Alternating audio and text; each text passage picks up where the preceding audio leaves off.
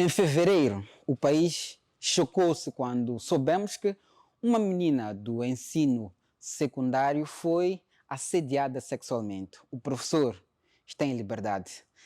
E em março, o Media Lab divulgou um relatório onde revelou que pelo menos 1.000 mulheres que frequentam o ensino superior foram ou são vítimas de assédio sexual.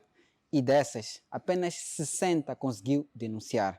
Sobre casos ligados ao assédio no trabalho, nem existem dados. E há quem diga que isso que fala do assédio sexual são coisas de exagero. Mas será que é exagero? E até onde vai aquilo que uns chamam de paquera e outros chamam de assédio sexual? Esta é a pergunta principal e para responder a esta pergunta temos dois convidados. A primeira é Sílvia. Sílvia, muito obrigado por aceitar o nosso convite. Pode Muito obrigada, sentar-se aqui. Cornélia. E o nosso segundo convidado é o Sr. Mário. Mário pode também sentar neste lugar. São eles com quem vamos conversar hoje nesta edição que fala sobre o assédio sexual, focando principalmente na escola. E para começar esta conversa de forma tradicional, a pergunta. Comecei na semana passada com uma mulher e hoje vou dizer menace first. Mário, será que há assédio sexual nas escolas? O que acontece nas escolas quando se fala de assédio sexual? É uma pergunta só de abertura. Sinta-se à vontade para dar as primeiras relações. E também muito obrigado por aceitar o convite. Muito obrigado. Indo concretamente na sua pergunta, de facto, há assédios nas escolas. Não só escolas, mas também nas empresas, nas instituições do Estado. E, no entanto, mas tem maior incidência quando alguém tem um poder sobre a outra pessoa, criando dificuldades, manifestando, portanto, um comportamento persistente, prejudicial. Isso é muito frequente nas escolas. Sílvia, assédio, o que é que podemos dizer?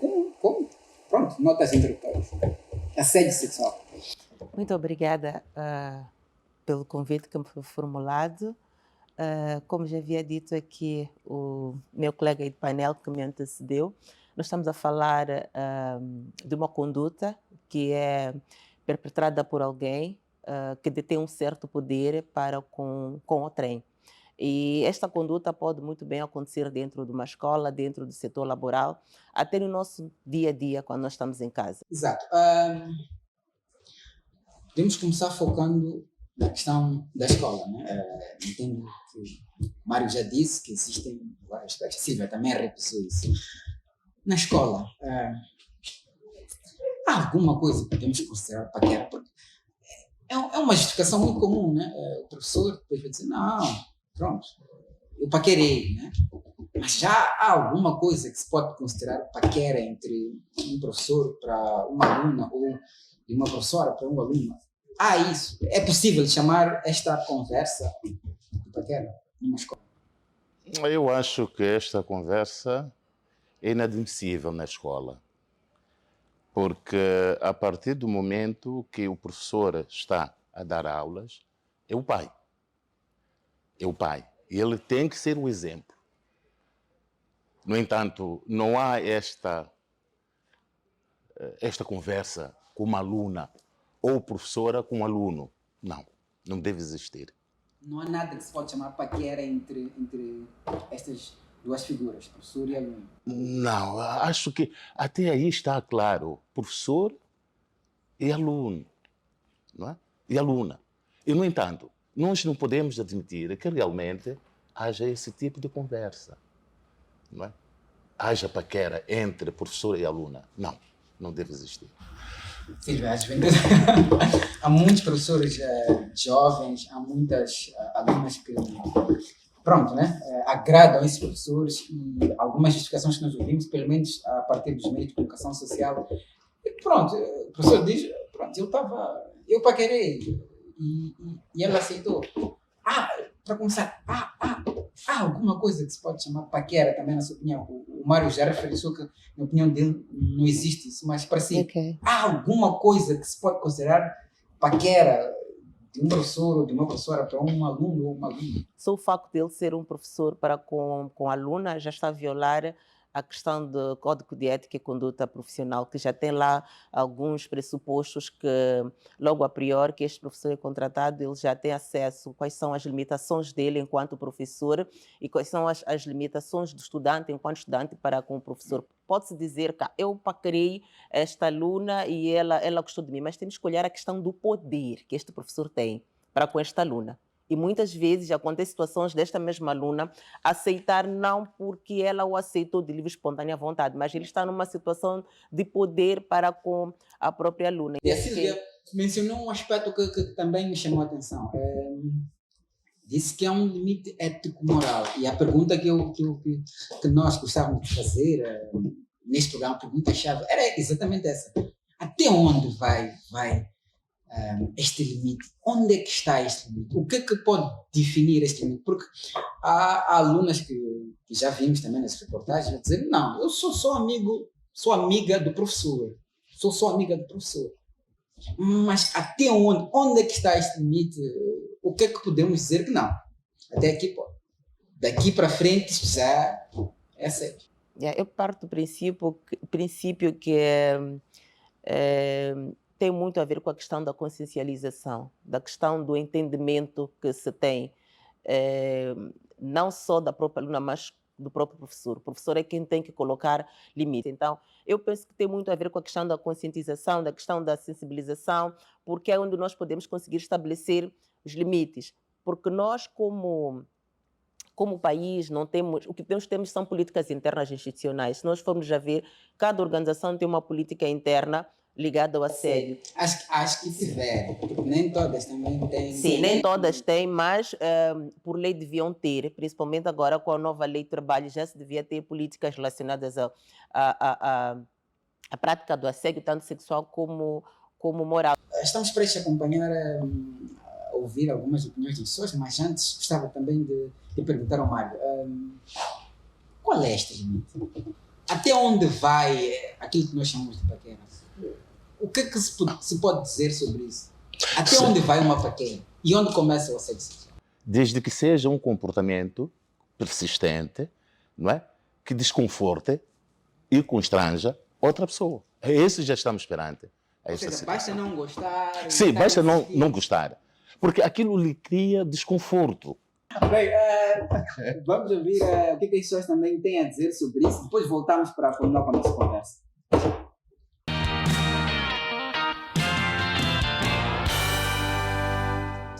Edmilson, na tua opinião, entre chefe e subordinado, professor e aluno, até onde podemos considerar um elogio ou uma paquera? Onde é que começa o assédio sexual? Quando ele já tem aquele grau de intimidade, né? Numa sala de aula, sendo que não deveria ter aquele grau de intimidade, já que o trabalho que eles executam de profissionalismo é de aluno para professor ou de tanto do chefe para subordinado. Eu acredito que estamos perante uma situação de assédio sexual a partir do momento em que o elogio feito, né, tanto pelo chefe ou pelo professor, a partir do momento em que esse elogio faz a pessoa que o recebe sentir-se desconfortável. Bom, para mim, é necessário primeiro avaliarmos o contexto, né, em que estamos impostos e, perante isso, julgar se a paquera ou o tal elogio ou as palavras que a outra pessoa vai proferir a ti te deixarem um pouco desconfortável, então tu já podes entrar num estado de alerta. Eu acho que o assédio sexual nessas duas situações começa quando o elogio já passa de apenas um simples elogio para uma coisa mais consistente, e quando a pessoa fala sobre o seu corpo sem que vocês tenham tido muito contato, quando a pessoa insiste muito em falar contigo sempre.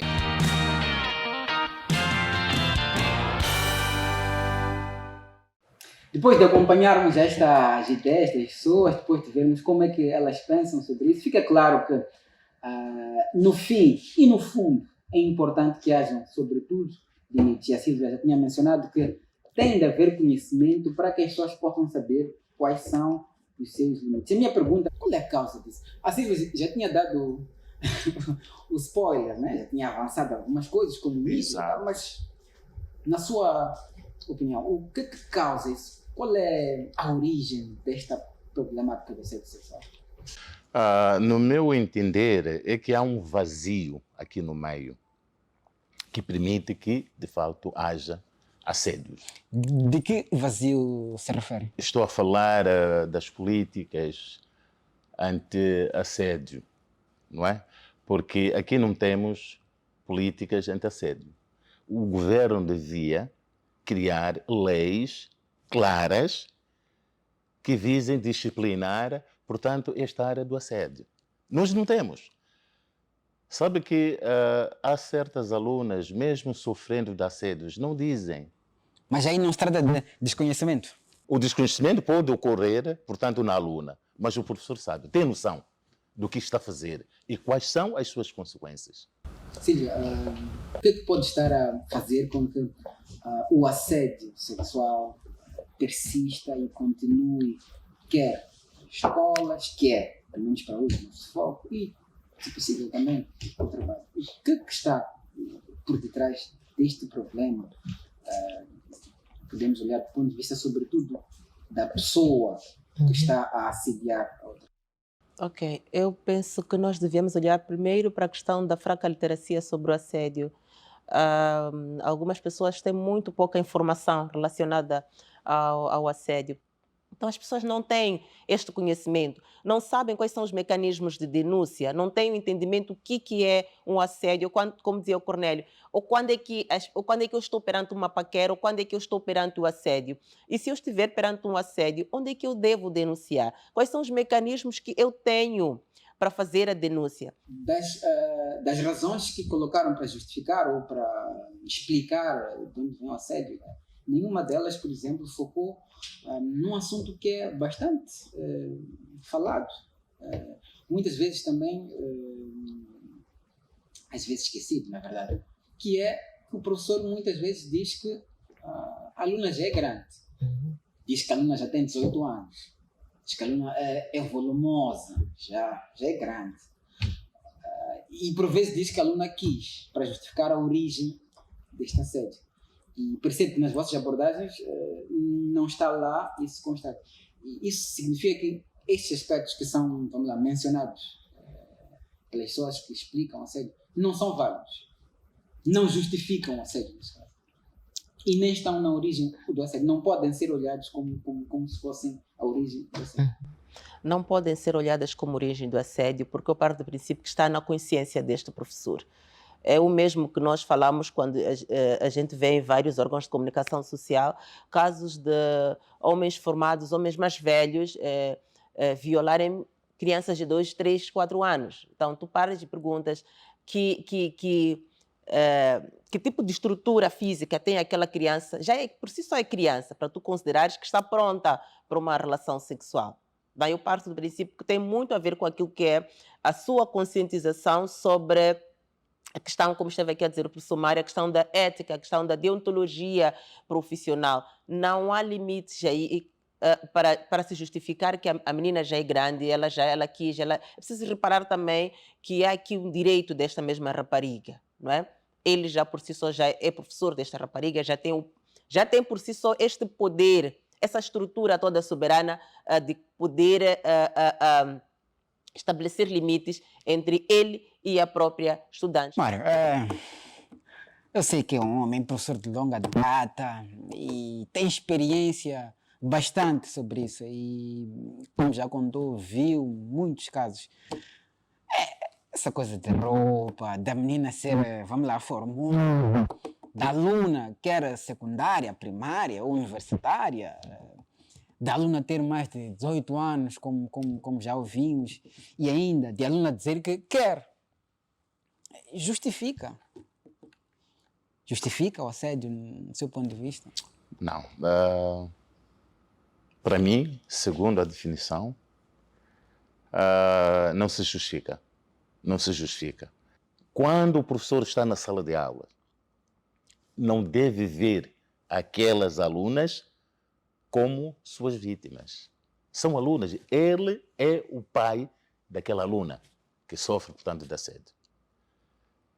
Tem que pesar na consciência do professor que, mesmo que tenha o corpo volumoso, não é a mulher para assediar. Não deve ser esta mulher. Quer uma mulher, procura fora da sala de aula. Aí sim. Ok, vamos terminar essa primeira parte. Há aspectos importantes a ressalvar. Primeiro, que o assédio tem que ver com questões de abuso de poder, com o fato de esta insistência do professor, do colega ou do chefe com o estrangeiro, incomodar, sobretudo, e que tem como objetivo ter benefícios de natureza sexual. São diversos. E entre as causas disso estão a questão dos mitos, estão a questão da falta de informação, está a questão da falta de conscientização, assim que é. Exato. Tanto dos professores como das mulheres que podiam denunciar e que deviam, sobretudo, denunciar. Está o medo e entre vários outros aspectos. Vamos continuar a nossa conversa logo a seguir ao intervalo. Nós voltamos dentro em breve. Até já. Asas para voar, temos asas para voar, temos asas para voar. Temos asas para voar, temos asas para voar, temos asas para voar. Bem-vindo à segunda parte do Asas, bem-vindo à segunda parte desse programa que serve mesmo para conversar sobre normas sociais e quebrar tabus, obviamente. E nesta edição estamos a conversar sobre o assédio sexual, focando na escola e no trabalho. Já trouxeram aqui muitos elementos, a Silvia e o Mário, elementos que são importantes para compreender a questão do assédio, quer na escola, quer no trabalho. E nessa segunda parte vamos dar continuidade a esta conversa e vamos começar com algo um pouco, vamos lá, ousado.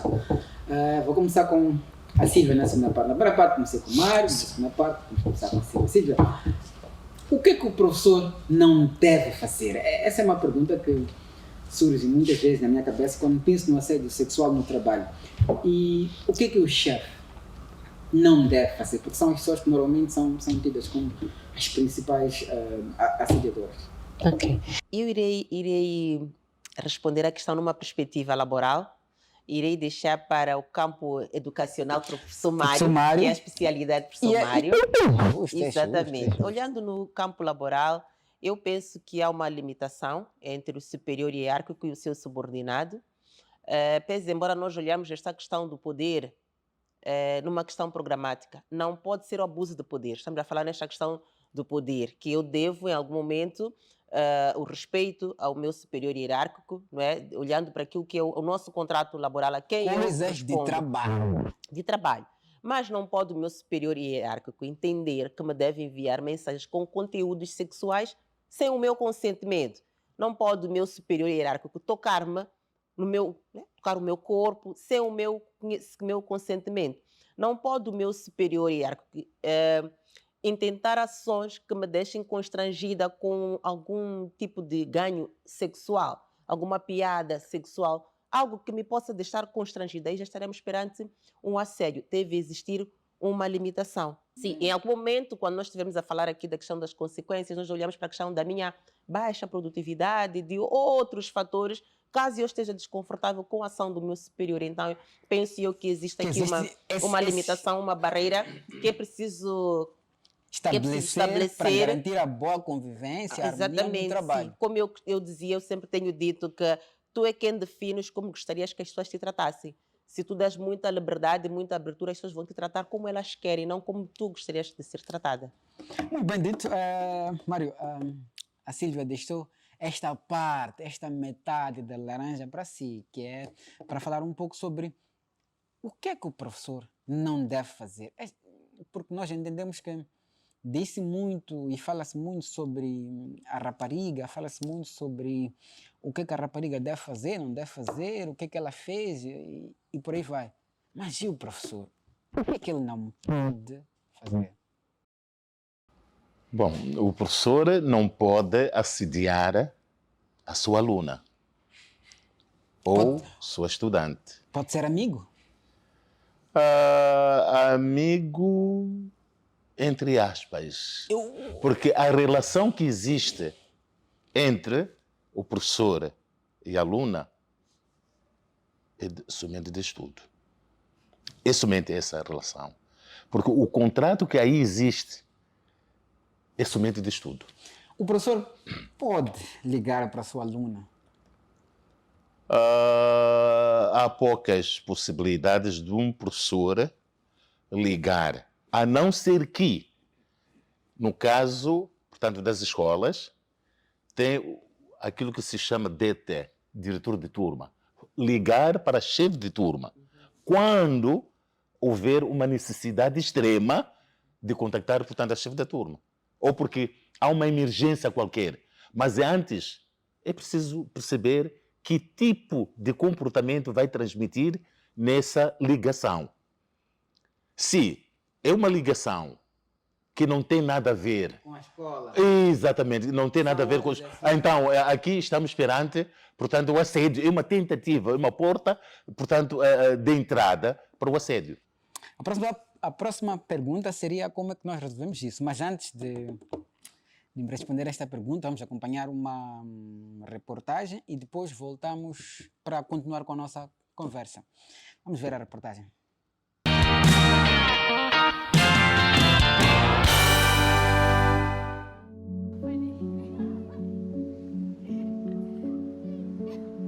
De forma simples, o assédio sexual na escola é qualquer coisa que alguém faz ou diz na escola ou em atividades ligadas à escola que nós não queremos e que está ligada ao sexo. Normalmente, o assédio sexual envolve o abuso de poder. Alguém usa sua posição de chefe ou professor para obter sexo ou coisas ligadas. Isso afeta mais as mulheres, porque nós também sofrimos, mas é algo que mais afeta as mulheres. Um fato. Na escola, nosso foco, destacam-se os casos de assédio sexual protagonizados por professores contra alunas, muitas vezes em troca de sexo por notas ou passagem de classe. Há quem diga que às vezes elas querem, até porque já têm mais de 18 anos, e outras têm corpos volumosos. Não há paquera entre aluna ou aluno e professor ou professora. Isso é assédio sexual. Mesmo que ela queira e tenha mais de 18 anos, ou ainda que tenha um corpo volumoso, isso é assédio sexual. É verdade que existem vários argumentos que tentam justificar esse comportamento, e todos têm a mesma origem: normas sociais nocivas. Alguns exemplos dessas normas nocivas são: um macho de verdade não controla seus instintos ou apetites sexuais. Ou as mulheres sempre querem, mesmo quando elas dizem não. Como consequência, o assédio sexual pode levar, por exemplo, a problemas como ansiedade, depressão, baixo desempenho acadêmico, isolamento social, doenças sexualmente transmissíveis, uniões prematuras, gravidez precoce, interrupção temporária ou definitiva dos estudos e, em casos extremos, pode levar a pensamentos suicidas.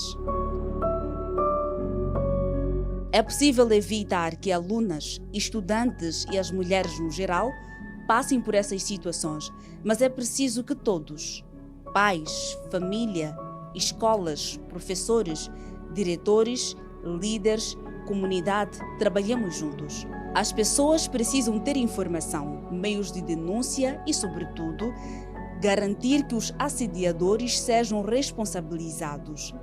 Transferir o professor ou funcionário para uma outra escola não é uma medida correta ou adequada, pois permite que o professor continue a assediar outras alunas, só que noutra escola.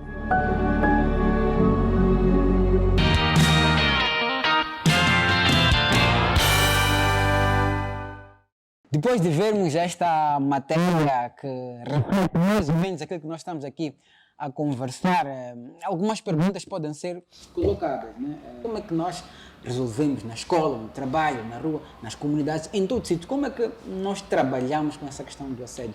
Obviamente podemos nos focar naquilo que estamos aqui a falar, na escola e trabalho, mas Se possível, também vamos falar sobre outros contextos que também acontece muito o assédio sexual. Vamos começar consigo, Marco. Como forma de combatermos o assédio sexual nas escolas, nas empresas e nas instituições públicas, é preciso que haja leis claras, leis severas e haver, portanto, o acompanhamento da aplicabilidade destas mesmas leis. E instruir também as vítimas, não é? A terem, portanto, a recuperar o seu estado emocional e dotá-lo de conhecimento de que, quando isto ocorrer, devem seguir para o caminho X, onde esta situação poderá ter exatamente a sua solução. Então, isto, de facto, é muito importante, haver políticas severas que visem disciplinar e trazer de volta, portanto, o prestígio. Neste momento não temos Não temos. Se nós temos, é uma coisa assim avulsa. Mas também, hoje em dia, parece que quando um professor é acusado de assédio, e eu falei isso no princípio do programa, o professor não é responsabilizado, pelo menos demora também. E depois, quando é responsabilizado, nós fizemos aqui um programa, já no ano passado, ao invés de ser, vamos lá, expulso, se é assim que pode-se dizer, ele é transferido. Ele é transferido. Isto também... Mas é que ele vai continuar, portanto, com este comportamento. Obviamente. A transferência não é solução. Comete, portanto, assédio aqui, é transferido para uma outra escola. Vai continuar a perpetuar, portanto, o mesmo comportamento. Tal como dissemos na matéria. Sílvia, o que é que podemos fazer? Uma das coisas que poderíamos fazer, primeiro, é velar por esta questão da impunidade que nós estamos aqui a falar, da questão de identificar a situação de assédio, a questão da prova, não é? E depois, o que é que acontece com o professor? Ele é transferido. Esta situação de impunidade, muitas das vezes, abre espaço para com que as pessoas assediadas, elas não denunciem, que isto acaba sendo uma barreira. E um dos mecanismos é criarmos espaços para formação do staff institucional, capacitação do staff institucional, falarmos mais sobre essas temáticas para podermos conscientizar as pessoas, mais do que isso, sensibilizar as pessoas para denúncias. O terceiro ponto que eu gostaria de trazer aqui tem muito a ver com os canais de denúncias. Mais do que trazer esta literacia, esta informação, temos que explicar onde é que as pessoas podem denunciar. Existem comitês que instituições criam para a submissão de denúncias. E o último que eu gostaria de trazer aqui devia ser o apoio familiar, que é a base de tudo. Exatamente. Bem, são elementos muito importantes. Eu penso que estamos mesmo no final do programa e o tempo que nos é oferecido já está esgotado.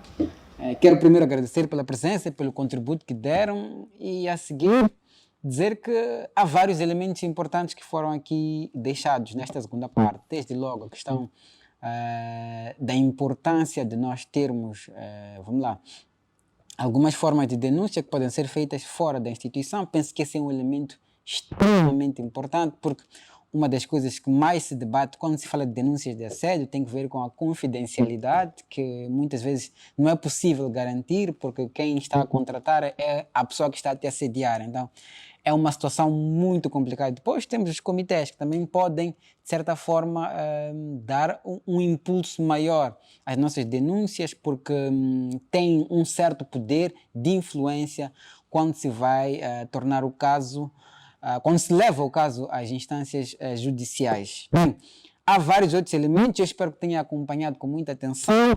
Nós vamos ficar por aqui. Muito obrigado pela sua atenção. Até para a semana.